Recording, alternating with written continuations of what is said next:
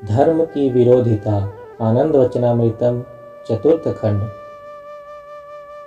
ध्री धातु के बाद मन प्रत्यय लगाने से धर्म शब्द की उत्पत्ति होती है। धर्म का अर्थ है जो धारण करता है या जिसे धारण करके रखा गया है। जैसे अग्नि का धर्म है जलाना। हर एक वस्तु का एक धर्म है और उसी के द्वारा उसका अस्तित्व सूचित होता है, अस्तित्व का निर्धारण किया जाता है। और वह धर्मच्युत हो जाता है तो उसका नाम रूप ही बदलना पड़ता है। जैसे यदि आग जलाने की क्षमता खो बैठती है तो इसे आग कहकर नहीं पुकारा जाएगा। वह जो कार्य कर रही है उसी के आधार पर पुकारा जाएगा। आग यदि न जलाकर भिगोने का काम करेगी तो उसे पानी कहा जाएगा, आग नहीं। हर वस्तु का एक निर्दिष्ट धर्म है।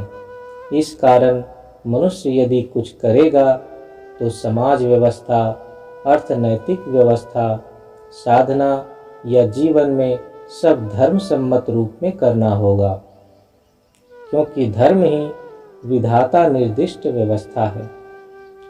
हाथी का चेहरा एक प्रकार का है। वह अपना स्नान अपने शरीर के अनुरूप ही करेगा। वह सूंड के द्वारा ही पानी खींचकर स्नान करेगा, हाथ में पानी लेकर स्नान नहीं करेगा। उसी तरह से मनुष्य को भी धर्म सम्मत रूप से कार्य करना होगा। और चूंकि धर्म विधाता द्वारा निर्दिष्ट व्यवस्था है, अतः मनुष्य जो भी कार्य धर्म सम्मत रूप से करेगा वह उसके लिए कल्याणकारी होगा।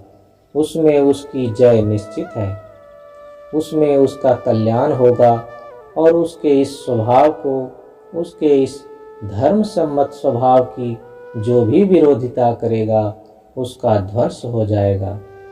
जैसे ईश्वरोपासना और सम्मान पूर्वक जीने और रहने का अधिकार मनुष्य की धर्म सम्मत व्यवस्था है। इस प्रकार की धर्म सम्मत व्यवस्था में यदि कोई बाधा खड़ी करेगा, विरोधिता करेगा तो उसे ध्वंस होना ही पड़ेगा। तुम लोगों का धर्म सम्मत विशेष साधना क्रम है, साधना की विशेष विधि है। कोई मनुष्य या कोई गोष्ठी, कोई दल, वह या उनकी जितनी शक्तिशाली या शक्तिशालिनी शक्ति क्यों न होवे, यदि उसे दबा के रखने की चेष्टा करें या रखा गया तो उन्हें ध्वंस होना ही पड़ेगा। इतिहास ने यही सिखाया है, उन्हें ध्वंस होना ही पड़ा है, क्योंकि धर्म की विरोधिता करके कभी भी कोई न जयी हुआ है और न होगा। इस कारण जब भी तुम लोग अपनी शक्ति के द्वारा चलोगे, दृढ़ पद विक्षेपण से चलोगे, सिर ऊंचा करके चलोगे, कारण याद रखोगे, जब धर्म तुम्हारे साथ होगा तो वह जो तुम्हारे विरुद्ध जाया करेगा उसे मिट्टी में मिल जाना पड़ेगा, उसका पतन अनिवार्य है। श्री श्री आनंद मूर्ति, कलिकाता प्रातः दर्शन, 3 नवंबर 1978।